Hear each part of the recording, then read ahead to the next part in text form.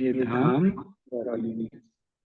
ସେଥିପାଇଁ କୁହାଯାଏ धाम शाश्वत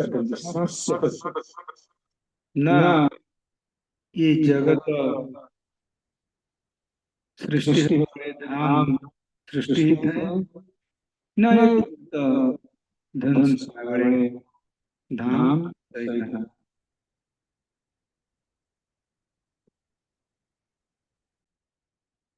ତେଣୁ धाम होची कण ना शाश्वत ताहले ए शाश्वत धाम रे ए शाश्वत जीव ही प्रवेश करि पारे अर्थात सेतिकी जने पुण्य करथिले बा धर्म करथिले जने धाम रे प्रवेश करि पारे नचे से धाम रे रहिले मध्य धाम ऊपर थिवा भौतिक आवरण रे से अवस्थान करथाय तेणु धाम होची शुद्ध पवित्र बा धाम कृपा नहले बा भगवान का कृपा नहले ने प्रकृति रे धाम रे प्रवेश करि परिबो नाही तेणु होची श्रीक्षेत्र धाम पवित्र धाम ये धाम र धाम न्यूचन किसे जय जगन्नाथ जय जगन्नाथ जय जगन्नाथ जय जगन्नाथ स्वामी जय जगन्नाथ ताहले चरण धाम रे प्रवेश करिबा धाम रे चैतन्य महाप्रभुंकर अनेक लीला धाम रचंती आपण माने जानिथिबे चैतन्य महाप्रभु स्वयं राधा कृष्णंकर मिलित तन्नु बा राधा कृष्णंकर मिलित शरीर कैसे न चैतन्य महाप्रभु एवं चैतन्य महाप्रभुंकर आविर्भाव एकमात्र उद्देश्य होची कण राधा प्रेम राधार भाव को अनुभव करिया पई आस्वादन करिया पई कृष्ण प्रेम को आस्वादन करिया पई स्वयं कृष्ण राधा रानीकर भाव को धारण कर अवतरित होइतिले चैतन्य महाप्रभु रूपरे तेणु से राधाकर भाव को आस्वादन करिया पई ए अखिल ब्रह्मांड मालिक आज अवस्थान करछंती गंभीरा पवित्र क्षेत्र गंभीरा सतगुरु शेयर करे गंभीरा गंभीरा आपण मन जाइथिबे गंभीरा गंभीरा होची से जगह जोठी काशी मिश्र आपण माने सुनिथिबे ना काशी मिश्र होचनी किए से ना राजगुरु महाराज थिले पुरी श्रीक्षेत्र धाम राजांकर गुरु प्रतापरुद्र जो राजा थिले ए राजांकर गुरु होचनी किए से ना काशी मिश्र थिले राजांकर गुरु जेहेतु राजांकर गुरु थिले काशी मिश्र तेणु राजा तांकु मंदिरर दक्षिण द्वार रे जस पाखरे किछि जगह प्रदान करथिले किछि मीन्स बहुत जगह प्रदान लार्ज गार्डन गोटे प्रदान करथिले जेउठी कि ये अखिल विश्व ब्रह्मांड मालिक चैतन्य महाप्रभु गंभीर गोटे छोटिया जगह आपण मन जीवे देखिए 2 फुट रे 2 फुट जगह भीतर ही चैतन्य महाप्रभु अवस्थान करी ये राधा प्रेम अंतिम 12 वर्ष केवल राधाणी का प्रेम को आस्वादन करथिले तेणु ये होची से गंभीरा आपण मन देख परछन गंभीरा राधाकांत जितेबले राजा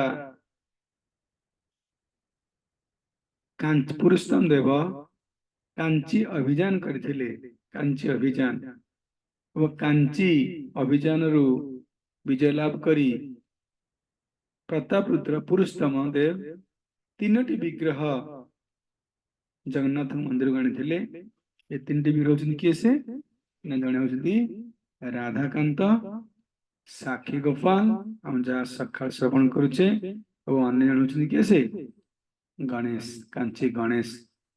ପୁରୀ ମନ୍ଦିରର ପଛପଟେ ଆଜି ମଧ୍ୟ କାଞ୍ଚି ଗଣେଶ ବିରାଜମାନ କରୁଛନ୍ତି। ଏବଂ ଏ ରାଧାକାନ୍ତ ମଧ୍ୟ ଜଗନ୍ନାଥ ମନ୍ଦିର ଭିତରେ ଅବସ୍ଥାନ କରୁଥିଲେ। କିନ୍ତୁ ରାଧାକାନ୍ତ ପ୍ରତ୍ୟେକ ଦିନ ଜଗନ୍ନାଥଙ୍କୁ ଯାହା ସୁବ୍ୟଞ୍ଜନ ପ୍ରଦାନ କରାଯାଏ, ପ୍ରସାଦ ପ୍ରଦାନ କରାଯାଏ, ଇ ରାଧାକାନ୍ତ କଣ କରନ୍ତି ନା ଖାଇ ଦିଅନ୍ତି।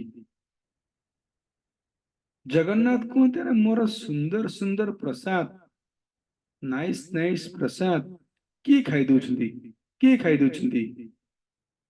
ଜଗନ୍ନାଥ ଜାଣିପାରୁଛନ୍ତି ରାଧାକାନ୍ତ ହିଁ ମୋର ସୁନ୍ଦର ସୁନ୍ଦର ପ୍ରସାଦ ଖାଇ ଦଉଛନ୍ତି। ତୁରନ୍ତ ରାଜାଙ୍କୁ ସ୍ୱପ୍ନରେ କହୁଛନ୍ତି ଯେ ରାଜା ତୁରନ୍ତ ରାଧାକାନ୍ତକୁ ଏ ମନ୍ଦିରରୁ ହଟାଅ, କାରଣ ତୁମେ ଯେଉଁ ଯେଉଁ ପ୍ରସାଦ ଭଲ ଭଲ ପ୍ରସାଦ ଦଉଛ ଇଏ ସବୁ ଖାଇ ଦଉଛନ୍ତି ମୋର, ତୁରନ୍ତ ହଟାଅ।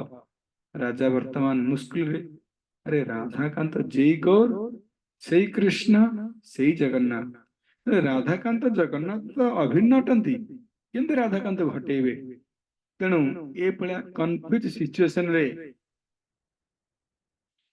ରାଜା ତାଙ୍କର ଗୁରୁ ରାଜଗୁରୁ କାଶୀ ମିଶ୍ରଙ୍କୁ ପରାମର୍ଶ ଦେଇଛନ୍ତି ଏବଂ କାଶୀ ମିଶ୍ର ତାଙ୍କ ଘରକୁ, ନିଜ ଘରକୁ ଏ ରାଧାକାନ୍ତକୁ ଆଣିଛନ୍ତି ହେରି। ସେଇଦିନ ଏ ରାଧାକାନ୍ତ ମଠ ନାମରେ ମଧ୍ୟ ଫେମସ ହେଇଛି। ଆପଣ ଦେଖୁଥିଲେ ଯୋଉ ପିକ୍ଚର, ଦେଖନ୍ତୁ ରାଧାକାନ୍ତ। ଏବଂ କିଛି ବର୍ଷ ପରେ ଆପଣ ମାନଙ୍କରେ କାଶୀ ମିଶ୍ର ଅପ୍ରକଟ ହେଲା ପରେ, ଯେତେବେଳେ ସେ ମଠର ଜଣେ ମହନ୍ତ ଥିଲେ, ତାଙ୍କ ନାଁ ହଉଛି ଗୋପାଳ, ମହନ୍ତ ହେଲେ। ସିଏ ଏଇ ରାଧାକାନ୍ତଙ୍କର ଦୁଇ ପାର୍ଶ୍ୱରେ, ସେ ଫଟୋ ସେୟାର କରନ୍ତୁ, ଏଇ ଯୋଉ ରାଧାକାନ୍ତଙ୍କର ଦୁଇ ପାର୍ଶ୍ୱରେ ଦେଖନ୍ତୁ ଶ୍ରୀମତୀ ରାଧାରାଣୀ ଏବଂ ଲଳିତା ଦେବୀଙ୍କୁ ପ୍ରତିଷ୍ଠା କଲେ।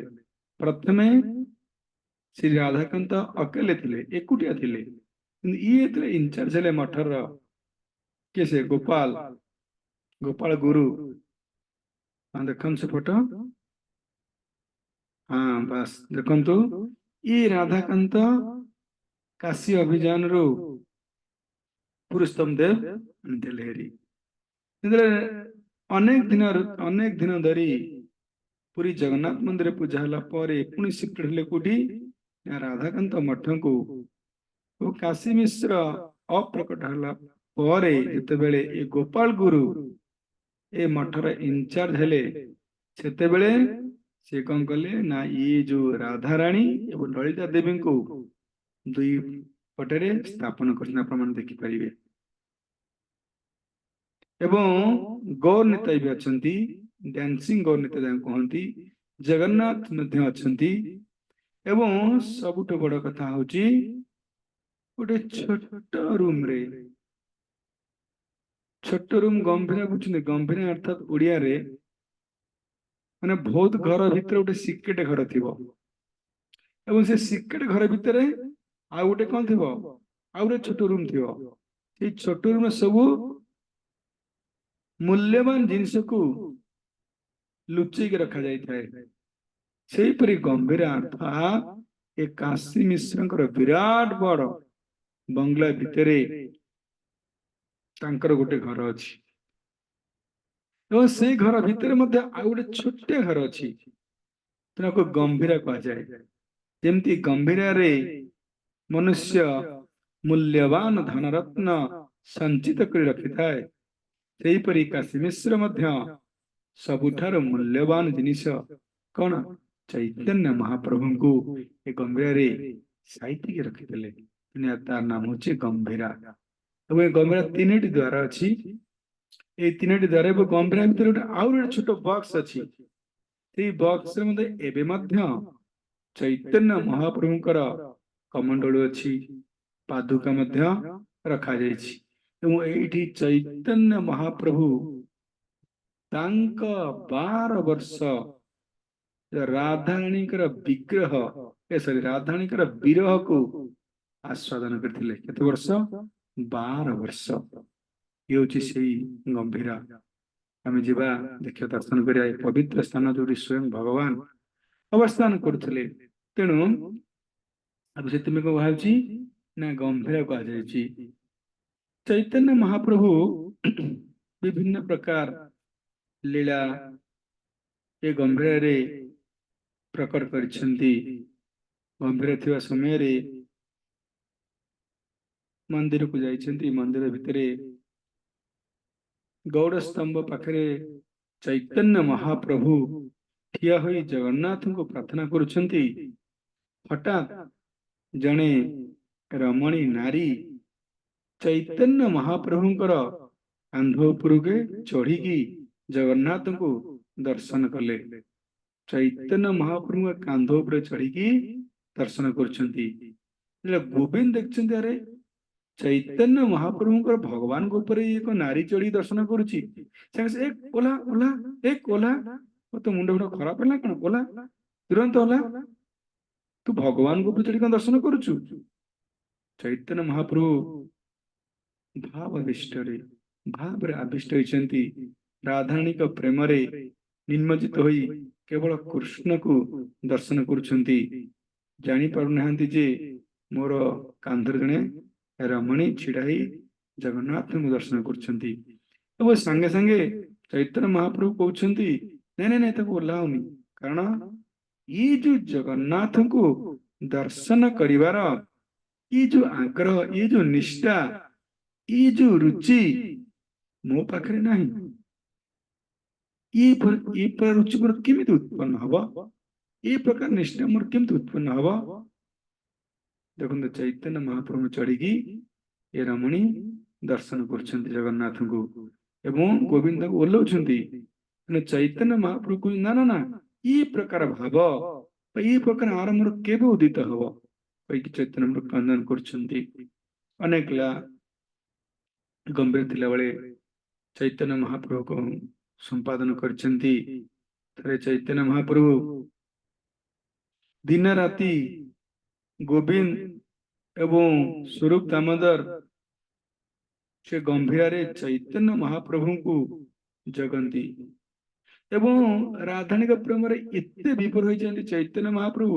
ସେ ଗମ୍ଭୀର 3ଟି ଦ୍ୱାର କଣ କରନ୍ତି ନା ଗେଟରେ ତାଲା ପକେଇ ରଖନ୍ତି, କିନ୍ତୁ ବୁଝିପାରନ୍ତି ନାହିଁ କେହି। ଏ ଦିନେ ହଠାତ୍ ତାଲା ବନ୍ଦ ଅଛି। ଚୈତନ୍ୟ ମହାପ୍ରଭୁ ଆସିକି ସିଂହ ଦ୍ୱାରରେ ପୁରା ଅଚେତ, ପୁରା ବେହୋସ ଅବସ୍ଥାରେ ପଡିଛନ୍ତି। ହୋସ ନାହିଁ ଚୈତନ୍ୟ ମହାପ୍ରଭୁଙ୍କର। ଏବଂ ଚୈତନ୍ୟ ମହାପ୍ରଭୁଙ୍କର ଯୋଉ ଜଏଣ୍ଟ ରାଧାରାଣୀ ପ୍ରେମରେ, ଏସବୁ ଜଏଣ୍ଟ ଦେଖନ୍ତୁ, ଇଏ ଯୋଉ ହାତର ଜଏଣ୍ଟ, ଆମର ଏ ଜଏଣ୍ଟ, ଇଏ ଜଏଣ୍ଟ, ଇଏ ଜଏଣ୍ଟ, ଇଏ ସବୁ ଜଏଣ୍ଟ କଣ ହେଇଛି ନା ଜଏଣ୍ଟ ସବୁ ଅସାଧାରଣ ଭାବରେ ଲମ୍ବା ହୋଇଯାଇଛି। ଏ ଜଏଣ୍ଟ ସବୁ ଖସିକି ଲମ୍ବା ହେଇଯାଇଛି ବିରହରେ, ପୁରା ବେହୋସ ହେଇକି ପଡିଛନ୍ତି। ତେଣୁ ସ୍ୱରୂପ ଦାମୋଦର ଏବଂ ଗୋବିନ୍ଦ ଆଶ୍ଚର୍ଯ୍ୟ, ଗେଟ ଲକ୍ ହେଇଛି, ଚୈତନ୍ୟ କୁଆଡେ ଗଲେ? ଆସି ଦେଖିଛନ୍ତି ଖୋଜୁଛନ୍ତି, ସିଂହ ଦ୍ୱାରେ ଚୈତନ୍ୟ ମହାପ୍ରଭୁ ବେହୋସ ହେଇ ପଡିଛନ୍ତି। ସବୁ ଗୋଡର ଜଏଣ୍ଟ, ଆଣ୍ଠୁର ଜଏଣ୍ଟ ଏବଂ ଏ ଯୋଉ ସବୁ ଜଏଣ୍ଟ ସବୁ ପୁରା ଲମ୍ବା ହେଇଯାଇଛି। ରାଧାରାଣୀଙ୍କ ବିରହରେ ବା ରାଧାରାଣୀଙ୍କ ପ୍ରେମର ଭାବକୁ ଏହିପରି ଚୈତନ୍ୟ ମହାପ୍ରଭୁ ଆସ୍ୱାଦନ କରୁଥିଲେ। ତ ସାଙ୍ଗେ ସାଙ୍ଗେ ସ୍ୱରୂପ ଦାମୋଦର ଏବଂ ଗୋବିନ୍ଦ କଣ କଲେ? କୀର୍ତ୍ତନ କଲେ। କୀର୍ତ୍ତନ ହରିନାମ କୀର୍ତ୍ତନ ହେଲା। ସାଙ୍ଗେ ସାଙ୍ଗେ ଚୈତନ୍ୟ ମହାପ୍ରଭୁ ତାଙ୍କର ହୋସ ପ୍ରାପ୍ତ ହେଲେ। ଏ ଗମ୍ଭୀର ଥିଲାବେଳେ ଚୈତନ୍ୟ ମହାପ୍ରଭୁ ସୁନ୍ଦର ସୁନ୍ଦର ଲୀଳା କରିଛନ୍ତି। ଦିନେ ହଠାତ୍ ଚୈତନ୍ୟ ମହାପ୍ରଭୁ ସମୁଦ୍ର ସମୁଦ୍ର ତୀରବର୍ତ୍ତୀ, ସମୁଦ୍ର ପାଖରେ ଯୋଉ ଉଦ୍ୟାନ ଅଛି, ଉଦ୍ୟାନ ମାନେ ଯୋଉ ଝାଉଁ ଉଦ୍ୟାନ, ଏ ଝାଉଁ ଉଦ୍ୟାନକୁ ଦେଖି ଭାବୁଛନ୍ତି, ଆରେ ଇଏ ତ ବୃନ୍ଦାବନ, ଇଏ ତ ବୃନ୍ଦାବନ ମୁଁ ପଳେଇ ଆସିଛି। ଏବଂ ସାଙ୍ଗେ ସାଙ୍ଗେ ବୃନ୍ଦାବନରେ निजर उपस्थिति को अनुभव करुछंती एवं कृष्णकर विभिन्न लीला चैतन्य महाप्रभु कर स्मरण हो जाउची संगे संगे दिव्य उन्नत चैतन्य महाप्रभु होचंती जेपरी रास नृत्य रे रात्रि रे गोपीगण कृष्ण का विरह रे शोक आतुर होई गोटिए बनरु अन्य वन्य को कृष्ण को खोजुथिले कुआड़ गले हमर प्रियतम कुआड़ गले कृष्ण का विरह रे गोपी माने गोटिए वनरु अन्य वन गोटिए जगह अन्य जगह को कृष्ण को खोजुथिले आज सेही अवस्था चैतन्य महाप्रभुंकर हो जाइछि चैतन्य प्रभु स्वयं कृष्ण किंतु भाव होची राधाणी कर तेणु चैतन्य महाप्रभु राधाराणी आज कृष्ण का विरह रे बा चैतन्य महाप्रभु आज कृष्ण का विरह रे गोटे बनरु अन्य वन गोटे झाऊ बनरु अन्य गोटे झाऊ बन रे कहा को अनुसरण करछंती कृष्ण को अनुसरण करछंती जेमती गोपी माने कृष्ण का विरह रे क्रंदन करुथिले एग्जैक्टली आज चैतन्य महाप्रभु मध्य कृष्ण का विरह रे गोपी मान क्रंदन कर गोपी मान क्रंदन करथिले आज चैतन्य महाप्रभु क्रंदन कर कृष्ण रस को तो आस्वादन करने स्वयं चैतन्य महाप्रभु धराधाम रे विराजमान करथिले दिने चैतन्य महाप्रभु भाव आविष्ट होई दिन राति कोठरी से गंभीर थिले इत्ते दिन राति राधा प्रेम में निमग्न रहंती ये तीनोटी कांथ को दिन अतिक्रम करी राति रे गोटे जिला अछि से जिलाटा मो टिके रेते आपण क्लियर करि पैलिनी तैलिंग जिला तैलंग जिला अंतर्गत गोशाला रे राति रे कोन करछंती ना गाई जो गुहाल रे पूरा बेहोश होगी पड़ी राधानी को प्रेम रे केमती से गंभीर बाहरती ये स्वरूप दामोदर गोविंद मध्य बुझी पारती नहीं अरे चैतन्य महाप्रभु कहले महाप्रभु कहले महाप्रभु खोजती सब लगते जे कोठी चैतन्य महाप्रभु पढ़ी से तैलंग जिले रे गोशाला रे चैतन्य महाप्रभु पढ़ी पुणी केन पढ़ी कूर्म आकृति कूर्म माने कैंच जपरी कैंच बेहोश होगी पड़ी थाए तार इंद्रिय हाथ गोड़ को कौन करे ना निज आड़िकी संकुचित कर दे थाए परिचित पड़े से चैतन्य महाप्रभु करछंती ना कूर्म आकृतिर तांकर हाथ गोड़ को पूरा संकुचित हो जाइछि बेहोश होगी पड़िछंती ये भाई राधानी का प्रेम आज राधांकर विरह रे चैतन्य महाप्रभुंकर यही अवस्था ये सब लीला चैतन्य महाप्रभु कूड़ करछंती से गंभीर रे तेणु आम मध्य से गंभीर को जीवा से गंभीर दर्शन करवा से नुह दिन हठात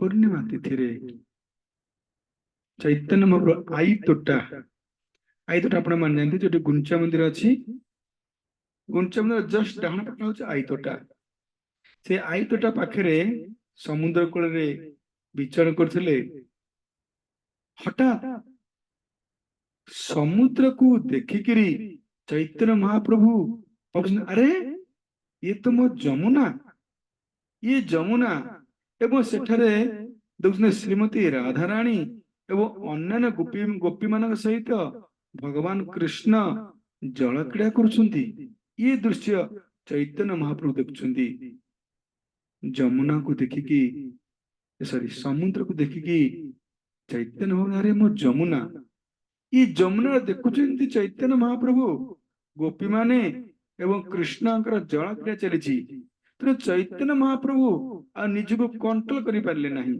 सांगे सांगे कौन कले ना से समुद्र को डेई पड़ले डेई पड़छंती समुद्र तरंग रे भासी भासी भासी भासी आसिक कोणार्क पाखे कोणार्क पाखे ଏ କୋଣାର୍କ ପାଖରେ ଲାଗିଥିବା ସମୟରେ ଏକ କଣ କହନ୍ତି ଯେ ମାଛ ଧରନ୍ତି, ତାକୁ କଣ କହନ୍ତି ଛାଡ, ଏକ କେଉଟ କେଉଟ ମାଛ ଧରୁଛି। ମାଛ ଧରିବା ଯୋଉ ଜାଲରେ ଚୈତନ୍ୟ ମହାପ୍ରଭୁ ପଡି ଯାଇଛନ୍ତି, ଜାଲରେ ପଡି ଯାଇଛନ୍ତି। ଆଜି କେଉଟ ଭାବୁଛି, ଆରେ ମାଛ ଧରା ବାଲା ଭାବୁଛି ଏତେ ବଡ ମାଛ, ଏତେ ବଡ ମାଛ କଣ ଏତେ ଓଜନ ହଉଛି। ବହୁତ କଷ୍ଟରେ କୂଳକୁ ଆଣିଛି। ଦେଖିଛନ୍ତି ଏ ଦିବ୍ୟ ପୁରୁଷ, ଆଁ ଦେଖିଛନ୍ତି ଆରେ କଣ ଏ ପୁରୁଷ ତାଙ୍କ କୂଳକୁ ଆଣିଛନ୍ତି। ଦେଖନ୍ତୁ ଆପଣ ଫଟୋ ଦେଖନ୍ତୁ, କୂଳକୁ ଆଣିଥିଲେ ଚୈତନ୍ୟ ମହାକୁ ସେ କେଉଟକୁ ମଧ୍ୟ ସ୍ପର୍ଶ କରିଛି। ଆରେ ଭଗବାନ, ସିଏ ଭଗବାନଙ୍କୁ ସ୍ପର୍ଶ କରିବା ମାତ୍ରେ କେଉଟ ପାଗଳ ଭଳିଆ ହଉଛି। ପାଗଳ କୀର୍ତ୍ତନ ଉଦ୍ଦଣ୍ଡ କୀର୍ତ୍ତନ କରୁଛି, ପୁରା ପାଗଳ ଭଳିଆ ହଉଛି। ଏବଂ ଭାବୁଛି ବୋଧେ ଇଏ ଭୂତ ପିତ୍ର, ମାନେ ମତେ ଭୂତ ଲାଗିଯାଇଛି। ହଁ, ଖୁବ ଭୟଭୀତ ଅବସ୍ଥାରେ ଅଛି। ତେଣୁ ଭାବୁଛି ମୁଁ ଯାଉଛି, ମୁଁ ଭୂତ ଛଡିକି ଆସି, ମୁଁ ଏମିତି ପାଗଳା କହୁଛି। ତେଣୁ ଯାଉଛି ଭୂତ ଛଡିବା ପାଇଁ ଗୁଣିଆ ପାଖକୁ। ବାଟରେ ଯାଉ ଯାଉ ଏପଟେ ଚୈତନ୍ୟ ମହାପ୍ରଭୁ ଖୋଜି ଖୋଜି ଭକ୍ତମାନେ ଆସି ସେ କୋଣାର୍କ ପାଖରେ ପହଞ୍ଚୁଛନ୍ତି। ଏବଂ ଇଏ ଯେତେବେଳେ ଭୂତ ଭଳିଆ ଭୟଭୀତ ହଉଛି, ପାଗଳ ହେଉଛି, ତାକୁ ପଚାରୁଛନ୍ତି କଣ ହେଇଛି, କଣ ହେଇଛି ତୋର? ନା ଗୋଟେ ଏମିତି ଗୋଟେ ପୁରୁଷ, ତାକୁ ମୁଁ ଖାଲି ଜଷ୍ଟ ଟିକେ ସ୍ପର୍ଶ କରିଦେଲି ତ ପାଗଳ ଭଳିଆ ଡେଉଁଛି, ଆଉ ମତେ ଭୂତ ଲାଗିଯାଇଛି। ସେ ଗୁଣିଗାଣି କଣ ଜାଣିଛି ନା କଣ? ଆଉ ଦେଖିବା କେମିତିଆ ନା ତପ୍ତ କାଞ୍ଚନ, ବଡ ସୁନ୍ଦର ବିରାଟ ବଡ ପୁରୁଷ, ଗୋଲ୍ଡେନ କଲର। ଇଏ ସ୍ୱରୂପ ବର୍ଣ୍ଣା ଜାଣିକି ଜାଣିପାରିଲି ଯେ ଆଉ କେହି ନୁହନ୍ତି। କିଏ ସେ? ଇଏ ତ ମହାପ୍ରଭୁ ଅଟନ୍ତି, ଇଏ ମହାପ୍ରଭୁ ଅଟନ୍ତି, ଆଉ କେହି ନୁହନ୍ତି। ତେଣୁ ସାଙ୍ଗେ ସାଙ୍ଗେ ସ୍ୱରୂପ ଦାମୋଦର କଲେ, ସେ ଯୋଉ ନୋଳିଆକୁ ଢୋ ଢୋ କରି ଦେଇକି ଗୋଟେ ବଜାଇଲେ, କହିଲେ କୀର୍ତ୍ତନ କର, କୀର୍ତ୍ତନ କର। ଓ ସମସ୍ତେ କୀର୍ତ୍ତନ କଲେ। କୀର୍ତ୍ତନ କଲେ, ସାଙ୍ଗେ ସାଙ୍ଗେ ସେ କେଉଟିଆର କଣ ନୋଳିଆର କହିଲା ହୋସ ଆସିଲା, ସେ ଶାନ୍ତ ହେଇଗଲା, ତାର ଭୂତ ଛାଡିଗଲା କହିଲେ ଚଳେ। ତାର କଣ୍ଟ୍ରୋଲ ହେଇଗଲା, ସେ ବୁଝିପାରିଲା। ଏବଂ ତତ୍ପରେ ଯାଇ ଭକ୍ତମାନେ ଯେତେବେଳେ ମହାମନ୍ତ୍ର କୀର୍ତ୍ତନ କରିଛନ୍ତି ଚୈତନ୍ୟ ମହାପ୍ରଭୁ ପାଖରେ, ହରେ କୃଷ୍ଣ କୃଷ୍ଣ କୃଷ୍ଣ ହରେ ହରେ, ହରେ ରାମ ରାମ ରାମ ହରେ ହରେ। ସାଙ୍ଗେ ସାଙ୍ଗେ ଯେତେବେଳେ ମହାମନ୍ତ୍ର ଚୈତନ୍ୟ ମହାପ୍ରଭୁ କର୍ଣ୍ଣରେ ପ୍ରବେଶ ହୋଇଛି, ଚୈତନ୍ୟ ମହାପ୍ରଭୁଙ୍କର ହୋସ ଆସିଛି। ତାପରେ ଚୈତନ୍ୟ ମହାପ୍ରଭୁ କୋଉଠି ଆସିଛନ୍ତି ନା ଗମ୍ଭୀରାକୁ ଆସିଛନ୍ତି। ତେଣୁ ଏହିପରି ଗମ୍ଭୀରା ଭିତରେ ଥିବା ସମୟରେ ଚୈତନ୍ୟ ମହାପ୍ରଭୁ ରାଧାରାଣୀଙ୍କ ଲୀଳାକୁ ଶେଷ 12 ବର୍ଷ ପୁରା ଆସ୍ୱାଦନ କରିଛନ୍ତି। ଓ ଲାଷ୍ଟରେ ଆମେ ଯିବା ତୋଟା ଗୋପୀନାଥଙ୍କର ପାଦରେ ଚୈତନ୍ୟ ମହାପ୍ରଭୁ ପ୍ରବେଶ କରି ଯାଇଛନ୍ତି। ସେ ପାଦ ଏବେ ବି ଫଟା ଅଛି, ଆମେ ଯିବା ଲାଷ୍ଟ ଦର୍ଶନ କରିବା। ତେଣୁ ଏହିପରି ସୁନ୍ଦର ସୁନ୍ଦର ଲୀଳା ଚୈତନ୍ୟ ମହାପ୍ରଭୁଙ୍କ ଯଦି ରମଣୀ କାନ୍ଧରେ ଚଢିଯିବା ଏବଂ ସମୁଦ୍ରକୁ ଉଦ୍ୟାନ ଭାବି, ବୃନ୍ଦାବନ ଭାବି କଣ କରିବା, ଜଳ କ୍ରୀଡ଼ା କରୁଛନ୍ତି, ସମୁଦ୍ରକୁ ଡେଇଁ ଯିବା ଏବଂ କୁର୍ମ ଆକାର ଧାରଣ କରିବା, ଏଇଭଳି ବିଭିନ୍ନ ସୁନ୍ଦର ସୁନ୍ଦର ଲୀଳା ଚୈତନ୍ୟ ମହାପ୍ରଭୁ ଏଇ ଗମ୍ଭୀର ଶ୍ରବଣ କରିଛନ୍ତି। ତେଣୁ ଏ ସାଧାରଣ ଗମ୍ଭୀର ନୁହଁ, ଯୋଉଠି ସ୍ୱୟଂ ଭଗବାନ ଏଠି ଅବସ୍ଥାନ କରୁଥିଲେ। ତ ସେଇ ଗମ୍ଭୀର ପବିତ୍ର ସ୍ଥାନ ଆମର ସମସ୍ତଙ୍କର ପାପ ଦୂର କରିଦେବ, କୃଷ୍ଣ ପ୍ରେମ ପ୍ରଦାନ କରିବ। ସମସ୍ତେ ଆମେ ସେ ଗମ୍ଭୀର ବା ପବିତ୍ର ସ୍ଥାନକୁ ଯିବା, ଯୋଉ ଚୈତନ୍ୟ ମହାପ୍ରଭୁ ସ୍ୱୟଂ ଭଗବାନ ଅବସ୍ଥାନ କରିଥିଲେ। ତାପରେ ଯିଏ ସିଦ୍ଧ ବକୁଳ, 15-20 ମିନିଟ୍ ଲାଗିବ, ତାହାକୁ ଟିକେ ପେସେନ୍ସ ଧରନ୍ତୁ। ସିଦ୍ଧ ବକୁଳ, ସିଦ୍ଧ ବକୁଳ, ସିଦ୍ଧ ମିନ୍ସ ନିଷିଦ୍ଧ, ସିଦ୍ଧ ମାନେ ପରଫେକ୍ସନ ବା ମୁକ୍ତ ହେଇଯିବା। ସିଦ୍ଧ ବକୁଳ ମିନ୍ସ ବରକୋଳି ଗଛ, ବରକୋଳି ନୁହଁ ବୌରକୋଳି, ଯୋଉ କହନ୍ତି ବୌରକୋଳି, ବରକୋଳି ଏବଂ ବୌରକୋଳି ମଧ୍ୟରେ ପାର୍ଥକ୍ୟ ଅଛି। ତେଣୁ ସିଦ୍ଧ ମିନ୍ସ ଯିଏ ପରଫେକ୍ସନ ପାଇଯାଇଛି, ଯେଉଁ ଗଛ ମୁକ୍ତି ପାଇଯାଇଛି। ଏବଂ ସିଦ୍ଧ ବକୁଳ ମିନ୍ସ ବୌରକୋଳି ଗଛ, ଅର୍ଥାତ୍ ଏଇ ବୌରକୋଳି ଗଛ ମୁକ୍ତି ପାଇଯାଇଛି। ତାହେଲେ କେମିତି ମୁକ୍ତି ପାଇଲା? भाई से गछ साधारण गछ नथिला, काहींकि ना ताहा भगवानकर टूथ ब्रश बा दांत काठी थिला। जो दांत काठी को स्वयं चैतन्य महाप्रभु आनिकी हरिदास ठाकुरଙ୍କର भजन कुटीर रे स्थापन କରିଥିଲେ ଏବଂ ଯେଉଁ से गछटी संग संग बड़ होइछि, विराट गछ धारण करिछि ଏବଂ जो गछ मूले हरिदास ठाकुर बसिकी प्रतः 3 लक्ष नाम करती, ताले भाबंतु सी कौन ऑर्डिनरी वृक्ष थिला ना। एही 3टी कारणरू आज आग सिद्ध बकुल कहछि। 3टी कारण हला कौन? प्रथम कारण हला श्री जगन्नाथ टूथब्रश थिला। सेकंड कारण स्वयं चैतन्य महाप्रभु आग स्थापन करथिले। थर्ड कारण से गच्छ मूले बसी 3 लक्ष नाम करथिले कि स्वयं ब्रह्मा जे हरिदास ठाकुर ऊपर आसथिले। ताले भाबंतु ये गच्छ सिद्धि प्राप्त करथिला। सिद्धि प्राप्त करिथिबारु ये गच्छर नाम कहला सिद्ध बकुल। ताले चलन जीवा केमती सिद्धि लाभ कला ये गच्छ। दिन हठात न एटा तो हमर कण परंपरा जे जगन्नाथ एक मनुष्य जगन्नाथ तो मनुष्य अटंती, जगन्नाथ को मनुष्य सेवा कर जाए। जमती मनुष्य उठले सकाळ कौन करती? मुह धुंती। जगन्नाथ प्रति मुह धुआ हुए, तो सुंदर देखु। तापर कौन करा है? आमे ब्रश करू उठला परे। से जगन्नाथ को ब्रश करने पे कौन दिया जाए? दांत काठी दिया जाए। तो आपण माने सुनी नथिबे, जगन्नाथ को ब्रश करने पे दांत काठी दिया जाए। समस्त वीडियो दियो ऑफ कर रहिबे, त आपण माने भी दांत काठी मिलिबनी कि आपण माने भी सिद्ध बकुल भले हेई परिबे नाही। जीवन में प्रोफेशन प्राप्त करि परिबे नाही। जीवन में प्रोफेशन मुक्त हवा को चाहिए वीडियो ऑन करिया पड़िबो। और जो माने मुक्त हो चाहने से वीडियो ऑन करी बसे, नहले सिद्ध बकुल न आमे असिद्ध बकुल हे जा, असिद्ध बकुल। तेणु आज से हेची जगन्नाथ को बड़ पंडा 3टी दांत काटी देछिन। जगन्नाथ, बलदेव, सुभद्रा मां को 3टी दांत काटी देछिन ब्रश करिया पे। तरबर दांत दे देछिन। हठात देखला से नै कि जाउछन दांत देखला से कि अरे दीटा कोन अछि, आ उठे कोड़े गला, आड़े आड़े कोड़े गले। सांगे सांगे किछि बुद्धि जुटला नि पंडा कर, सांगे सांगे बोर कोड़े गछोट भांगी कि आ दांतडी करी दे देले। जगन्नाथ ऑफर कर देले। जगन्नाथ ऑफर कर देछंती। ऑफर कर सला परे ये चैतन्य डेली रूटीन कौन ना, सबुदिन चैतन्य महाप्रभु जीवे जगन्नाथ दर्शन करी हरिदास ठाकुर भजन कुटीर आसते। से गंभीर साइटा जीवा आमे ये डेली रूटीन। कहीं ना जेतु हरिदास ठाकुर थे जवान मुसलमान, तांकू मंदिर भितरे प्रवेश करा जाउ नथिला। तेणु जोटी भक्त भगवान को दर्शन करी पारी न थाए, सेठरे भगवान स्वयं जानती भक्त को दर्शन करिया पे। आज से हरिदास ठाकुर सिना जगन्नाथ दर्शन करिया पे आसी पारनाती। जगन्नाथ चलंती प्रतिमा बा स्वयं जगन्नाथ चैतन्य महाप्रभु जाउछंती हरिदास ठाकुर दर्शन दे पे। तेणु आज चैतन्य महाप्रभु जगन्नाथ दर्शन करछंती।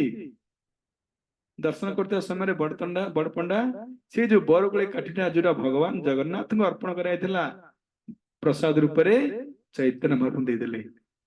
जगन्नाथ टूथब्रश ई जगन्नाथ दांत काठी पाई चैतन्य महाप्रभु पागल रूप रे कीर्तन कले। मैं जगन्नाथ टूथब्रश पाइछि, मैं जगन्नाथ को प्रसाद पाइछि। एई बड़ी पागल नृत्य करी करी करी करी हरिदास ठाकुर पाखे पाखे आसिले। कहले हरिदास हरिदास ना करू भाई आपण एते आनंदित आज कोन इत्ते आनंदित कोन हेछि ना देखो हरिदास ये जगन्नाथ टूथब्रश मु जानिछि, टूथब्रश आनिछि, दांत काठी आनिछि। ये देखी हरिदास ठाकुर मध्य खुशी हेले वो संगे संगे चैतन्य महाप्रभु निज हाथ रे से काठी को से जो माटी रे पोती देले माटी रे पोती छंती स्वयं भगवान संगे संगे कहला ने से माटीरू से दांत काठी बड़ हबा को लागिला आस्ते आस्ते बड़ होला विशाल वृक्ष होला फल फल पत्र पुष्प प्रदान कला एते बड़ विशाल वृक्ष होला पूरा इते छाई प्रदान कला गछटी खरा दिने खरा मध्य पड़े नाही वर्षा दिने वर्षा मध्य से वृक्षर मूल रे पड़े नाही तेणु से वृक्षर मूल रे बसिकी हरिदास ठाकुर आनंद कौन करती सर्वदा 3 लक्ष नाम करती ना खरा ना वर्षा ना शीत ना दिन ना राति किसी ने एनी टाइम 3 लक्ष नाम भगवान कर प्रथमे करिबे 3 लक्ष नाम सरिले प्रसाद नेबे 3 लक्ष नाम शरीर माने नो प्रसाद नाम शरीर माने नो प्रसाद आमर आग प्रसाद देन नाम नाम जल्दी सरी जियो आग प्रसाद पाइबा हरिदास ठाकुर प्रतिज्ञा थिला ना ना ना आग नाम देन प्रसाद आमर आग प्रसाद देन नाम आम उल्टा हो ठीक है चलियो तो से है ये हरिदास ठाकुर प्रतिज्ञा कौन मोर 3 लक्ष नाम सरिले प्रसाद नेबी तेना सर्वदा आम मैंने कह चैतन्य लीला चैतन्य को हरिदास ठाकुर केमती गोटे सुंदर परिवेश रे खरा वर्षा शीत रक्षा की भगवान का नाम करेंगे तेणु से चैतन्य लीला तेणु से वृक्ष मूले बसी चैतन्य महाप्रभु रोपण कर दांत काठी जो बड़ वृक्ष होती वृक्ष मूले बसी आज हरिदास ठाकुर 3 लक्ष कौन कर नाम कर समय रे किस दिन बीती जाइए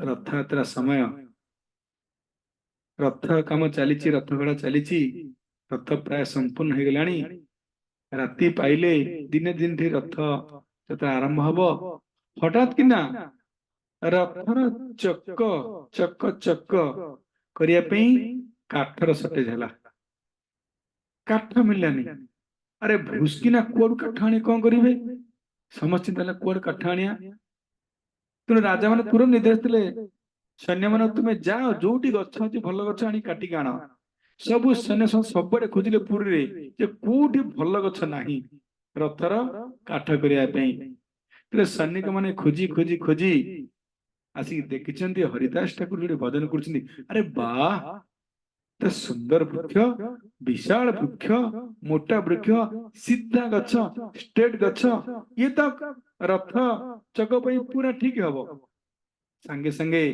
हरिदास ठाकुर कहले कहले ये काली ये गछ काटिक आम नबू जगन्नाथ रथ चक्र रथर चक स्थापन करू चक तैयारी करू हरिदास ठाकुर प्रार्थना कले कहले प्रभु ये गछ काटतु नहीं कहीं कटावनी नहीं ये जगन्नाथ टूथब्रश अटे टूथब्रश दांत काठी तार दुई रे वो चैतन्य महाप्रभु निज हाथ में स्थापन कर 3 रे आम एठी भजन करुचु भगवान का नाम करुचु दयाग्रह को काटतु नहीं ना ना ना ना राजा निर्देश राजा का निर्देश ये कटा हम तार रथ चक या जगन्नाथ सेवा लगे जगन्नाथ सेवा लगे जगन्नाथ सेवा लगे गचर लाभ कौन अच्छी सैन्य मान कथारे विचारा हरिदास कौन करी कौन शक्ति अच्छी कौन सामर्थ्य अच्छी आज्ञा संगे संगे सैन्य समुदाय रात्रि जनइले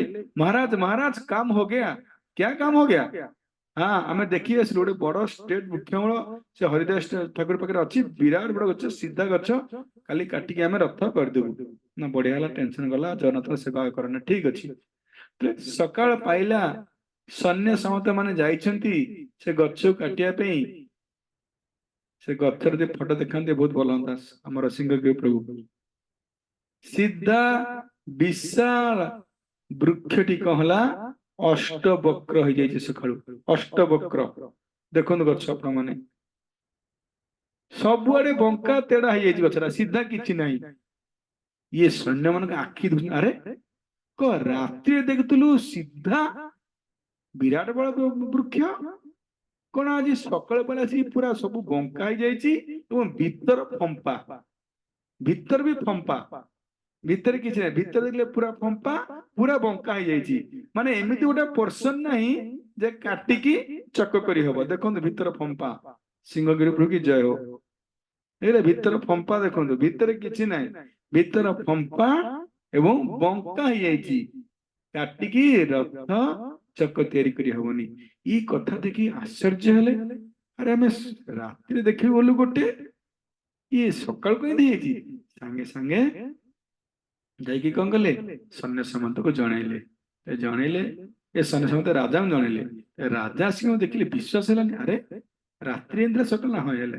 ରାଜା ସାଙ୍ଗେ ସାଙ୍ଗେ ଠାକୁରଙ୍କୁ ଭୁଲ ମାଗିଲେ, କହିଲେ ପ୍ରଭୁ କ୍ଷମା କରନ୍ତୁ, ହଁ ଏ ସିଦ୍ଧ ବକୁଳ ପ୍ରକୃତରେ ସିଦ୍ଧି ପ୍ରାପ୍ତ ହେଇଯାଇଛନ୍ତି ବା ମୁକ୍ତି ହେଇଯାଇଛନ୍ତି। ତେଣୁ ସିଦ୍ଧି ପ୍ରାପ୍ତ ହୋଇଥିବାରୁ ଏ ବୃକ୍ଷର ନାମ ସିଦ୍ଧ ବକୁଲ हो गया। ये पवित्र स्थान ଆମେ ଯିବା। ସିଦ୍ଧ ବକୁଲ ଆଜି ବି ଅଛନ୍ତି, ଆମେ ଦର୍ଶନ କରିବା, ଆଜି ବି ଅଛନ୍ତି, ଆମେ ଦର୍ଶନ କରିବା। ହରିଦାସ ଠାକୁର ଫଟୋ ଅଛି, ଆମେ ସୁନ୍ଦର ଭାବରେ ହରିଦାସଙ୍କୁ ପ୍ରଣାମ କରିବା। ଯେମିତି ପ୍ରଣାମ କରିବା, ପ୍ରାର୍ଥନା କରିବା, ଯେମିତି ଆପଣ ପ୍ରଭୁ ଭଗବାନଙ୍କର 3 ଲକ୍ଷ ନାମ କରୁଛନ୍ତି, ଆମକୁ ମଧ୍ୟ କୃପା କରନ୍ତୁ, ଶକ୍ତି ପ୍ରଦାନ କରନ୍ତୁ। ଆମେ କିପରି ଭଗବାନଙ୍କ ନାମରେ ଆମର ରୁଚି ଉତ୍ପନ୍ନ ହବ। ବାସ୍ ଇଏ ପ୍ରାର୍ଥନା କରି ଆମେ ଯିବା ଶ୍ଵେତ ଗଙ୍ଗା।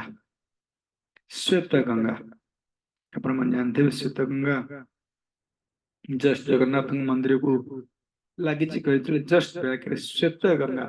ଶ୍ଵେତ ମାନେ ସଫେଦ, ହ୍ୱାଇଟ, ଗଙ୍ଗା ମାନେ ଗଙ୍ଗା। ଶାସ୍ତ୍ର ଲେଖା ହେଇଛି, କୋଉ ଦିନ ଗୋଟେ ଏକ୍ସାକ୍ଟ ତିଥି ମନେ ପଡୁନି, ସେଇ ଦିନ ଇଏ ପାଣି କିଛି ସମୟ ପାଇଁ କ୍ଷୀର ହେଇଯାଏ, କ୍ଷୀର ହେଇଯାଏ, ହ୍ୱାଇଟ ହେଇଯାଏ।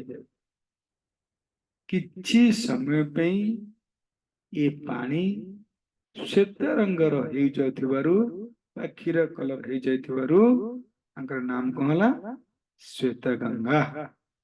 ତେଣୁ ଶ୍ଵେତ ଗଙ୍ଗାର ବିଭିନ୍ନ ପ୍ରକାର ଲୀଳା ହେଇଛି। କଣ ନା, ଥରେ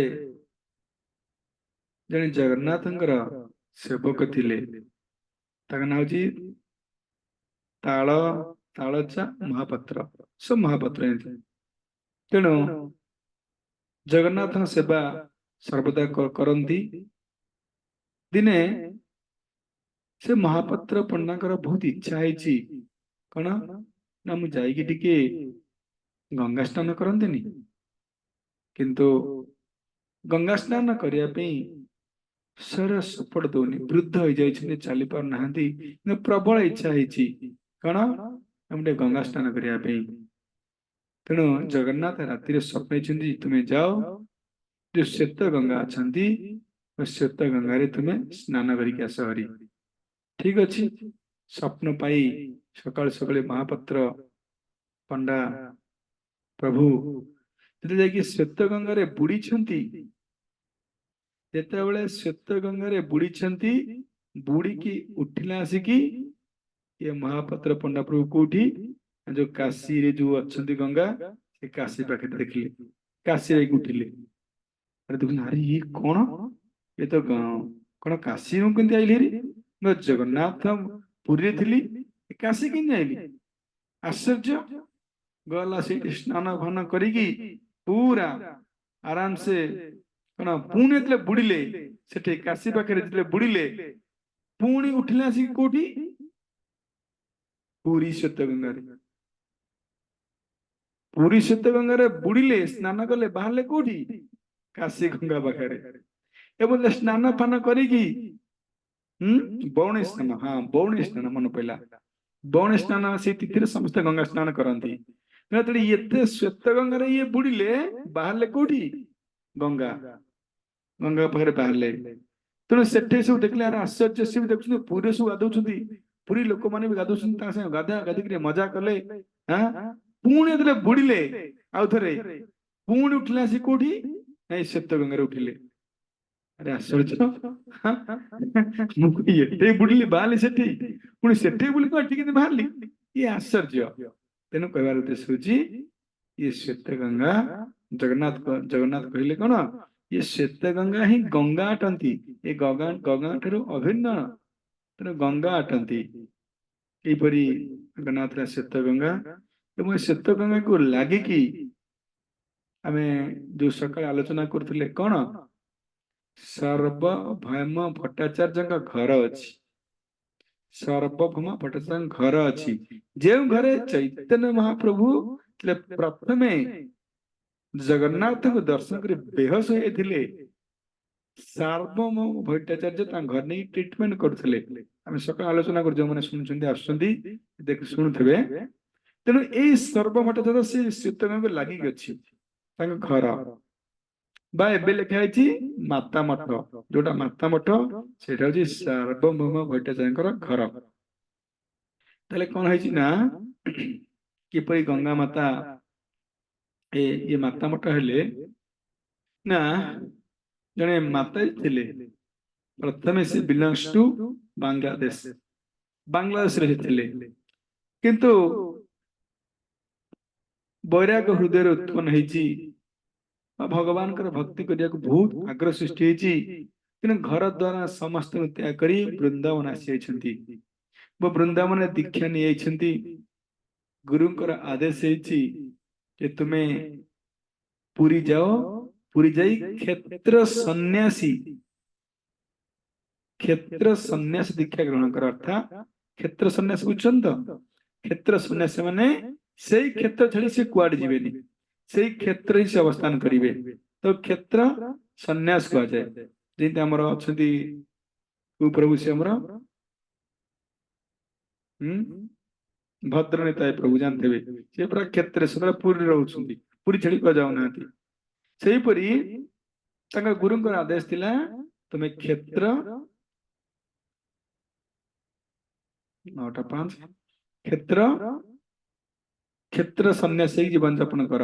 ତେଣୁ ତାଙ୍କର ଗୁରୁଙ୍କର କଥାକୁ ମାନି ଆଜି ମାତାଜୀ ସଚିମା, ତାଙ୍କ ନଥିଲା ସଚିମା, ସଚିମା ଆସିକି ପହଞ୍ଚନ୍ତି କୋଉଠି? ପୁରୀରେ। ପୁରୀରେ ପୁଣି କୋଉଠି ଗଲେ? ସାଙ୍ଗେ ସାଙ୍ଗେ ସର୍ବଭୌମ ଭଟ୍ଟାଚାର୍ଯ୍ୟ ଘରକୁ ଗଲେ। ସେ ଘର ବହୁତ ଦିନ ପରେ ପୁରା ପରିତ୍ୟକ୍ତ ଅବସ୍ଥାରେ ଭାଙ୍ଗି ଯାଇଛି, ରୁଗ୍ଣ ଅବସ୍ଥା। ଯାହା ହଉ ସଚିମା ତାକୁ ସଫାସଫି କରି ଏକୁଟିଆ ସର୍ବଭୌମ ଭଟ୍ଟାଚାର୍ଯ୍ୟଙ୍କ ଘରେ ଇଏ ସଚିମା କଣ କଲେ? ଭଜନ କରିବାକୁ ଲାଗିଲେ। ସୁନ୍ଦର ଜାଗା, ଭଜନ କରିବାକୁ ଲାଗିଲେ। ଏବଂ ସଚିମା ଗୋଟେ ଭଲ ଗୁଣ ଥିଲା କଣ? ଏଭ୍ରି ଡେ, ପ୍ରତିଦିନ ଭାଗବତଙ୍କ କଥା କହନ୍ତି। ଭାଗବତ କଥା ଏତେ ସୁନ୍ଦର, ଭାଗବତଙ୍କ କଥା କହନ୍ତି ଯେ ପୁରୀରୁ ଅନେକ ଲୋକ ଆସିକି କଣ କରନ୍ତି ନା, ତାଙ୍କର ଭାଗବତ କଥାକୁ ଶ୍ରବଣ କରନ୍ତି। ଇଏ ଡେଲି ରୁଟିନ। ଇଏ ଇଏ ନ୍ୟୁଜ ସବୁବେଳେ ହାଇଲାଇଟ ହେଇଗଲା, ଇଏ ସଚିମା ସୁନ୍ଦର ଭାଗବତମ କଥା କରିଛନ୍ତି। ତେଣୁ ଇଏ କଥା ମଧ୍ୟ ଯେତେବେଳେ ସେଟା ରାଜା ଥିଲେ କି ମୁକୁନ୍ଦ ଦେବ, ମୁକୁନ୍ଦ କାନରେ ପଡିଛି। ତେଣୁ ମୁକୁନ୍ଦ ମଧ୍ୟ ଆସିଛନ୍ତି ମାତାଜୀଙ୍କର ଶ୍ରୀମଦ୍ ଭାଗବତମ ଶ୍ରବଣ କରିବା ପାଇଁ। ଏବଂ ଯେତେବେଳେ ସଚିମାତାଙ୍କର ଭାଗବତମ କଥା ଶୁଣିକି ଏ ମୁକୁନ୍ଦଦେବ ରାଜା ପ୍ରସନ୍ନ ହେଇଛନ୍ତି, ପୁରା ପ୍ରସନ୍ନ ହେଇଯାଇଛନ୍ତି। ଏବଂ ସାଙ୍ଗେ ସାଙ୍ଗେ କହୁଛନ୍ତି କଣ ନା, ମାତାଜୀ ମତେ ତମେ ଶିଷ୍ୟ ରୂପେ ଗ୍ରହଣ କର ଆଉ ମତେ ଦୀକ୍ଷା ଦିଅ। ସଚିମା ମନା, ନାଇଁ ନାଇଁ ନାଇଁ ନାଇଁ, ମୋର ଦୀକ୍ଷା ଦବାର ନାହିଁ, କି ମୁଁ ଶିଷ୍ୟ ଗ୍ରହଣ କରିବି ନାହିଁ। ବହୁତ ଅନୁରୋଧ କରିଛନ୍ତି। ତାହେଲେ ମାତାଜୀ କିଛି ପ୍ରପର୍ଟି ନିଅ, ଏ ଧନ ସମ୍ପତ୍ତି ହୋଲ ପ୍ରପର୍ଟି ତ ମୋର ନେଇଯାଅ, ମୋର ଆବଶ୍ୟକ ନାହିଁ। କିନ୍ତୁ ସଚିମା ମନା, ନାଇଁ ନାଇଁ ନାଇଁ, ମୋର ପ୍ରପର୍ଟିର ମଧ୍ୟ କିଛି ଆବଶ୍ୟକ ନାହିଁ। ତେଣୁ ଦିନେ ସୁନ୍ଦର ଏଇ ଯୋଉ ବରୁଣେଇ ସ୍ନାନ, ଗଙ୍ଗା ବରୁଣେଇ ସ୍ନାନ ଦିନ ଆସି ପହଞ୍ଚି ଯାଇଛି। ବହୁତ ଲୋକ, ପୁରୀର ଅନେକ ଲୋକ ସବୁ ଯାଉଛନ୍ତି ବାହାରକୁ, କଣ ଗଙ୍ଗା ସ୍ନାନ କରିବା ପାଇଁ। ସମସ୍ତେ ଯାଉଛନ୍ତି ଗଙ୍ଗା ସ୍ନାନ କରିବା ପାଇଁ। କିନ୍ତୁ ଏ ସଚିମାତାଙ୍କର ମଧ୍ୟ ଇଚ୍ଛା ହେଇଛି कौन ना मुझे गंगा स्नान करंतिनी किंतु गंगा तो बहुत दूर अछंती मोर गुरुଙ୍କର आदेश अछि ତମେ କ୍ଷେତ୍ର ସନ୍ନ୍ୟାସ ଅଟ କ୍ଷେତ୍ର ଛାଡିକି ଯିବନି ଅଥବା ପୁରୀ ଛାଡିକି ମୁଁ ଯାଇପାରିବି ନାହିଁ ଗଙ୍ଗା ତ ବହୁତ ଦୂର ତାହେଲେ କେମିତି ଟିକେ ମୁଁ ଗଙ୍ଗା ସ୍ନାନ କରିବି ଏଇଭଳିଆ କଣ ତାଙ୍କର ବହୁତ ଆଗ୍ରହ ବା ଇଚ୍ଛା ଉତ୍ପନ୍ନ ହେଇଛି ମୁଁ ଟିକେ ଗଙ୍ଗା ସ୍ନାନ କରନ୍ତି ନାହିଁ କି ତେଣୁ ସେଦିନ ସତୀମା ଶୋଇଛନ୍ତି ରାତିରେ ଜଗନ୍ନାଥ ସ୍ୱପ୍ନରେ ଆସିଛନ୍ତି ଏବଂ କହିଛନ୍ତି ଜଗନ୍ନାଥ ତୁମେ କଣ କର ନା କିଛି ଚିନ୍ତା କର ନାହିଁ ये जो श्वेत गंगा हूँ गंगा ठाରୁ अभिन्न तुमे श्वेत गंगा स्नान कर हे सचिमा तुमे श्वेत गंगा स्नान कर अब श्वेत गंगा स्नान कले कौन हम स्वयं गंगा देवी तुमको संग प्रदान करने सेठरे आविर्भूत हेबे ये श्रीमद भागवतम श्रवण करुवा कहूवा लोकर महात्मा शुणु ते सुंदर कथा जगन्नाथ स्वप्न आसी कहते स्वयं गंगा माँ तुम संग लाभ करने सचिमा तुम संग लाभ करने आविर्भूत हेबे बुझीपार मो कथा तो कौन किए बुझीपार बाउंस आउ थे कौन जगन्नाथ स्वप्न कहते सची माता जी की जे तुम संग तुम संग कर आमे गंगा माँ स्नान करने जाऊे गंगा स्नान करने कि गंगा जी को बहुत कौन करछे जो मस्तक लगौचे गंगा जी को स्नान करने गंगा माँ संग लाभ करने आमे गंगा माँ को जाऊे जगन्नाथ कौन कहले नहीं नहीं नहीं नहीं स्वयं गंगा माँ तुम संग करने ठीक आसबे तुम्हें जाओ टेंशन किसी नहीं ना तेणु राति पाई जाइए सची माँ मन पड़ जाते से बौणी बारू नहीं तिथि आसब मुझे भी श्वेत गंगा स्नान करी ये चिंता ये उत्कण्ठा प्रबल जागृत हो से भी शुभ मुहूर्त कही आसिक पहुंची से दिन राति सची माँ जाऊँगी कौटी राति स्नान कर श्वेत गंगा श्वेत गंगा स्नान कर श्वेत गंगा बुड़ी भाई बुड़ी उठिले आसिकी कौटी बाहर से जो काशी आमर काशी जो गंगा जी अच्छा बाहर मुझे आश्चर्य मुझे आसली मुझे स्नान करी कौटी पूरे स्नान कली कि पड़े देखिए देखुं पुरी बहुत लोग स्नान करनेक लोग स्नान कर बौणी स्नान पूरा सुंदर स्नान कर देखिए पूरा आनंद प्रसन्न हेले पूरा प्रश्न करी स्नान करते पुणी बुड़िले पुणी टुकी पकई से राति पुणी से काशी गंगार पुणी बुड़ी किना आसिकी जगन्नाथंकर जो रत्न बेदी आसी पड़े भूस किना पड़े कौटी बुड़िले श्वेत गंगार बुड़िले बाहर कौटी काशी गंगा पाखे बाहर पुणी काशी गंगार बुड़िले बाहर कौटी पूरी जगन्नाथ मंदिर भितर जो रत्न बेदी जो स्वयं जगन्नाथ बलदेव सुभद्रा माँ विराजमान कर रत्न बेदी भूस किना आसी पड़े एत जोर साउंड हो दरवान कौन जो माने मंदिर जगंती राति समय हाँ अरे कौन साउंड हाँ मंदिर कौन संगे संगे खबर दिला क्या ना सुपरडेंट क्या खबर देले राजा को राजा को कौन साउंड एत जो साउंड कौन है कौ मंदिर कौन कौन सब राजा उपस्थित खोला मंदिर खोला राति खोला पूरा मेन डोर खोला जो जगन्नाथ जो विराजमान कर पढ़ी किए से सची माँ पढ़ी अरे सची माँ तुम कौन एठी पढ़ीच तुम एठी कौन पढ़ीच संगे संगे पंडा मानकर मन सन्देह बोधे बोधे सची माँ ବୋଧେ କିଛି ଧନରତ୍ନ କଣ କରୁଥିଲେ ନା ଚୋରିବାକୁ ବୋଧେ ଆସିଥିଲେ, ଚୋରି ଚୋରି କରିବା ପାଇଁ ଆସିଥିଲେ ବୋଧେ ରାତିରେ ରହିଯାଇଛନ୍ତି ଆଉ ବୋଧେ ଚୋରି କରୁଥିଲେ ଧନରତ୍ନ ଜଗନ୍ନାଥଙ୍କର ରତ୍ନ ଅଳଙ୍କାର। ତେଣୁ ସାଉଣ୍ଡ ହେଇଛି ଚୋରି କରିବା ସମୟରେ, ତେଣୁ ଆମକୁ ପନିଶମେଣ୍ଟ ଦିଆଯାଉ। ଏ ପ୍ରକାର ଯେତେବେଳେ ଆରୋପ ଲାଗୁଛନ୍ତି ସଚିମା ବୈଷ୍ଣବୀଙ୍କ ଉପରେ, ତେଣୁ ସାଙ୍ଗେ ସାଙ୍ଗେ ଜଗନ୍ନାଥ ସହିପାରିଲେ ନାହିଁ। ଭକ୍ତ ଉପରେ, ଶୁଦ୍ଧ ଭକ୍ତଙ୍କ ଉପରେ କିଏ ଆରୋପ କରେ ଭଗବାନ କଣ ସହିପାରନ୍ତି? ନା। ତେଣୁ ଭଗବାନ ସହିପାରିଲେନି, ସାଙ୍ଗେ ସାଙ୍ଗେ ରାଜାଙ୍କୁ ସ୍ୱପ୍ନରେ କହିଲେ, ମୋର ପଣ୍ଡା ମାନେ ମୋର ଶୁଦ୍ଧ ଭକ୍ତଙ୍କୁ ଅପମାନ କରିଛନ୍ତି। ଇଏ ସଚିମା ହଉଛନ୍ତି ମୋର ଶୁଦ୍ଧ ଭକ୍ତ। ସିଏ କୁଆଡେ ଯାଇଥିଲେ ନା ଶ୍ଵେତ ଗଙ୍ଗାରେ ସ୍ନାନ କଲେ, ବାହାରିଲେ କୋଉଠି? କାଶୀ ଗଙ୍ଗାରେ ବାହାରିଲେ। ଏବଂ କାଶୀ ଗଙ୍ଗାରେ ଯେତେବେଳେ ସ୍ନାନ କରିଛନ୍ତି ଆସି କୋଉଠି ବାହାରିଲେ? ମୋ ରତ୍ନ ବେଦୀରେ ପଡିଲେ। କାହିଁକି ରାଜା ଜାଣିଛ ନା? କଣ ପାଇଁ ପ୍ରଭୁ?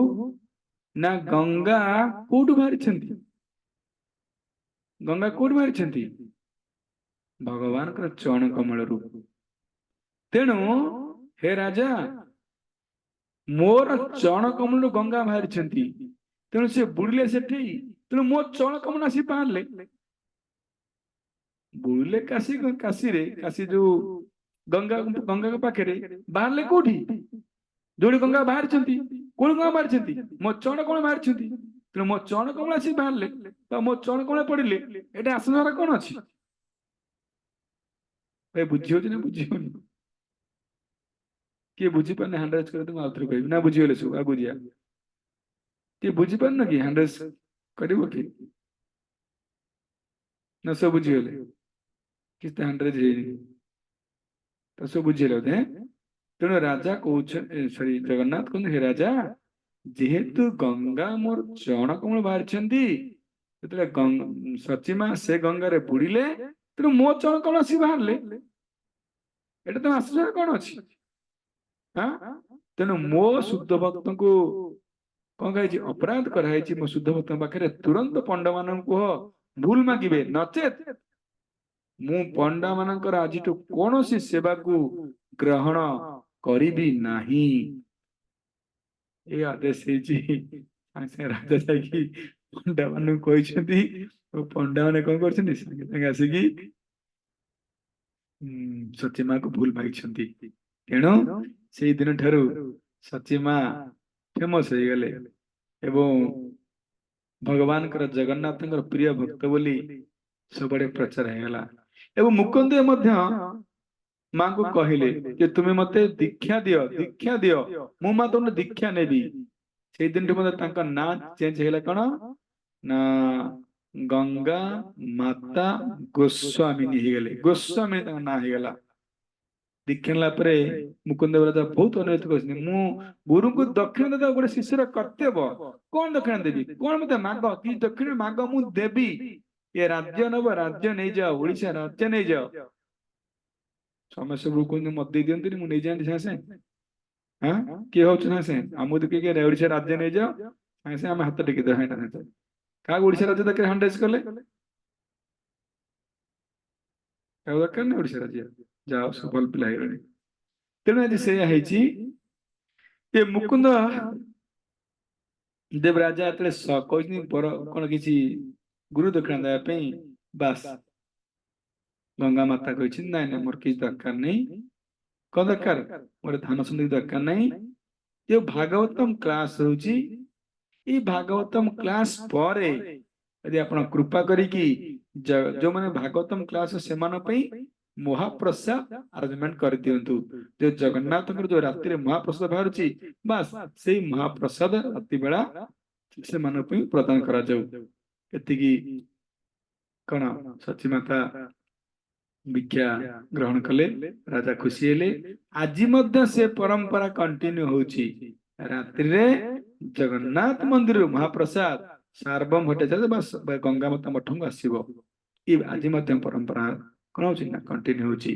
ଏହିପରି ଆମେ ଯିବା କଣ ନା ଶ୍ଵେତ ଗଙ୍ଗା, ବା ଆପଣ ଯୋଉଟା କହିବେ କଣ ମାତା ମଠ। तापर लास्ट आ 10 मिनिट छाड़दवा ये विरक्त होना तो जगन्नाथ वल्लभ गार्डन नरेंद्र सरोवर तापरे मार्केंडेश्वर सरोवर तार एपट रहिला कौन ई सरोवर अनेक सरोवर अच्छी जोड़ी जगन्नाथ सुंदर सुंदर लीला करछंती आई तोटा बहुत बहुत जगह अच्छी यदि केतेबेले आम माने सुजोग पाइबा बा भगवान जगन्नाथ रूप हब निश्चित रूप में 3 दिन रही पुरी जो पवित्र धाम निश्चिंत बुलिवा सब जगह दर्शन करिवा तेणु आज प्रोग्राम लास्ट में तोटा गोपीनाथ रे बंद करिवा समय बहुत हेलाणी भावुची मात्र 10-15 मिनिट छाड़ी बोली दयाकर 10-15 मिनिट ध्यान प्रसारण करंतु तोटा गोपीनाथ तोटा मीन्स बुझुन तोटा कौन माने एटा ओडिया वर्ड आपण बुझे तोटा तोटारू गोपीनाथ प्रकट होइथिबारु आंकर नाम कहला तोटा गोपीनाथ ताले तोटर केमती प्रकट हले ने चैतन्य महाप्रभु आपण माने जानि सर्वदा राधाणीकर विरह रे आदिष्ट रहंती तेणु चैतन्य महाप्रभु ए तोटा को देखिकिरी संगे संगे स्मरण होची अरे अरे ये तो वृंदावन मैं वृंदावन ये मु वृंदावन वृंदावन स्मरण होची एवं तोटा गोपीनाथ फ्रंट रे गोटे चटक पर्वत अछि से पर्वत को देखिकी चैतन्य महाप्रभु गोवर्धन स्मरण ये मो गोवर्धन ये मोर गोवर्धन एवं ता भितर गोटे बंशी बट अछि से बट को देखिकी ये तो मोर बंशी बट जमुना को देखिकी समुद्र को देखिकी जमुनार भाव उत्पन्न होची तोटा को देखिकी वृंदावन बट को देखिकी बंशी बट भरे ई सब वृंदावन भाव ए चैतन्य महाप्रभु भीतर प्रकट होची चैतन्य महाप्रभु कर जो विरह बढ़िबार लागिछि आउरी बढ़िबार लागिछि वृंदावन स्मरण होची विरह बढ़ी बढ़ी बढ़ी बढ़ी बढ़ी लागिछि एवं विरह इत्ते बढ़ी जाइछि चैतन्य महाप्रभुंकर चैतन्य मोर विरह को सह न कर पारी सह न करी पारी कौन करछंती ना से भूई के रामपुडुछंती नखरे भूई के रामपुड़ी विरहर सोपान जेमती नृसिंह भगवान नखरे हिरण्यकशिपु को तरबुज फाला वाला फाड़ी देछंती सेही परी आज चैतन्य महाप्रभुंकर ये राधानी के विरह इत्ते असह्य होची जेमती की समुद्र देखी जमुना पुणी राधाणी का विरह उत्पन्न होची चटक पर्वत देखिकी तो गोवर्धन आहुरी विरह उत्पन्न होची बट को देखी तो बंशी बट आहुरी विरह उत्पन्न होची एवं तोटा को देखी वृंदावन विरह आहुरी उत्पन्न एते विरह चैतन्य महाप्रभुंकर सृष्टि हेची चैतन्य विरह को सहन न कर पारी से स्थान कौन करछथि ना रामपुर नख रामपुर एवं नखरे रामपुर रामपुर रामपुर हठात कि ना चैतन्य महाप्रभु नखरे ये गोपीनाथ मस्तक लगिला गोपीनाथ मस्तक लगिला संगे संगे चैतन्य कौन इले कौन कौन कौन कौन लगिला संगे खोलिबा को लगिले से भूई की से नखरे खोली खोली खोली खोली खोली खोली देखले विराट बड़ गोपीनाथ प्रकट हेले पूरा 6 फुट सॉरी 7 फुट 6 इंची भावत आमठू बड़ विराट बड़ गोपीनाथ प्रतिमा हेले प्रतिमा प्रकट हेले तेणु ये प्रतिमा देखी चैतन्य विभोर गले अरे ये गोपीनाथ गोपीनाथ गोपीनाथ गोपीनाथ चित्कार कले संगे संगे गदाधर कहले गदाधर ये संपत्ति भाई तोटा गोपीनाथ को मु तुमको प्रदान करुछि तुम्हें आंकर सेवा कर तेणु चैतन्य महाप्रभु प्रदत्त गोपीनाथ को गदाधर पंडित से तोटा गोपीनाथ से तोटारू प्रकट होता ना तोटा गोपीनाथ स्थापन करी छोटिया मंदिर करी कौन गले सेवा करी आरंभ कले गदाधर पंडित सेवा चलला तुम प्रत्येक दिन चैतन्य महाप्रभु हरिदास ठाकुर को दर्शन दे कोडी आसंती तोटा गोपीनाथ कारण गदाधर पंडित का मुखरू प्रहलाद महाराज का चरित्र श्रवण करती ध्रुव महाराज चरित्र श्रवण करती थर न दिथर न 108 थर 100 थर मध्य ଚୈତନ୍ୟ ମହାପ୍ରଭୁ ଇଏ ଗଦାଧର ପଣ୍ଡିତଙ୍କର ମୁଖର ବିନ୍ଦୁରୁ ଭାଗବତ ଶ୍ରବଣ କରନ୍ତି, ପ୍ରହ୍ଲାଦର ଚରିତ୍ର, ଦୁର୍ବାସଙ୍କ ଚରିତ୍ର ଶ୍ରବଣ କରନ୍ତି। ତେଣୁ ଏ ପ୍ରତ୍ୟେକ ଦିନ କାର୍ଯ୍ୟ। ତେଣୁ ଚୈତନ୍ୟ ମହାପ୍ରଭୁ ଆଜି ଏଇ ତୋଟାରୁ ପ୍ରକଟ ହୋଇଥିବାରୁ ତାଙ୍କ ନାମ ହେଲା ତୋଟା ଗୋପୀନାଥ। ସ୍ୱୟଂ ଗଦାଧରଙ୍କୁ ପ୍ରଦାନ କରିଛନ୍ତି। ପ୍ରଦାନ କରି ଗଦାଧର ପଣ୍ଡିତ ତୋଟା ଗୋପୀନାଥଙ୍କର କଣ କରିଛନ୍ତି ନା ସେବା ଶୁଶ୍ରୂଷାରେ ଲାଗି ଯାଇଛନ୍ତି। ଅନେକ ସେବା କରିଛନ୍ତି, ଅନେକ ବର୍ଷ ଧରି ସେବା କରିବା ଫଳରେ ଆଜି ଗଦାଧର ପଣ୍ଡିତ ବୃଦ୍ଧ ହୋଇଯାଇଛନ୍ତି। ବୃଦ୍ଧ ହୋଇଯାଇଛନ୍ତି ମାନେ ଅଣ୍ଟା ଭାଙ୍ଗି ଯାଇଛି, ସିଧା ହେଇପାରୁନାହାନ୍ତି, ଅଣ୍ଟା ଭାଙ୍ଗିଛନ୍ତି, ବାଡି ଧରିକି ଚାଲୁଛନ୍ତି, ଅଣ୍ଟା ସିଧା କରି ପାରୁନାହାନ୍ତି। ତୋଟା ଗୋପୀନାଥ 7 ଫୁଟର ବିଗ୍ରହକୁ ଗଦାଧର ପଣ୍ଡିତ କଣ କରନ୍ତି ନା ସିଧା ଥିବାରୁ ଶୃଙ୍ଗାର କରନ୍ତି ସୁନ୍ଦର ଭାବରେ। ମୁହଁରେ ଶୃଙ୍ଗାର ପୁରା ସୁନ୍ଦର ଭାବେ ଟୀକା ଫିକା କରନ୍ତି, ଫୁଲମାଳା ଅର୍ପଣ କରନ୍ତି, ମୁକୁଟ ପିନ୍ଧନ୍ତି, ବସ୍ତ୍ର ପିନ୍ଧନ୍ତି, ସୁନ୍ଦର ଭାବରେ ସେବା ଶୁଶ୍ରୂଷା କରନ୍ତି। କିନ୍ତୁ ବୃଦ୍ଧ ହେଇଯାଇଛନ୍ତି ଗଦାଧର ପଣ୍ଡିତ। ତେଣୁ ଗୋପୀନାଥଙ୍କୁ କହୁଛନ୍ତି, ହେ ଗୋପୀନାଥ, ମୁଁ ବୃଦ୍ଧ ହେଇଗଲାଣି, ମତେ ଆଉ କଣ ମୋ ଅଣ୍ଟା ଭାଙ୍ଗି ଯାଇଛି, ତେଣୁ ମୁଁ ଆଉ ଛିଡା ହେଇକି ଇଏ ଫୁଲମାଳା ଆପଣଙ୍କୁ ପିନ୍ଧେଇ ପାରୁନି, ମୁଁ ସିଧା ଛିଡା ହେଇକି ଆପଣଙ୍କୁ ମୁକୁଟ ପିନ୍ଧେଇ ପାରୁନି, ମୁଁ ସିଧା ଛିଡା ହେଇ ଆପଣଙ୍କ ବସ୍ତ୍ର ଅଳଙ୍କାର ଯେ ସୁନ୍ଦର ସୁନ୍ଦର ଶୃଙ୍ଗାର ମୁଁ ଆପଣଙ୍କୁ କରିପାରୁନି ପ୍ରଭୁ।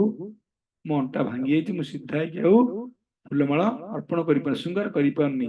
ତେଣୁ କୃପା କରି ଆପଣ ଅନ୍ୟ ଏକ ସେବକ ନିଯୁକ୍ତ କରନ୍ତୁ।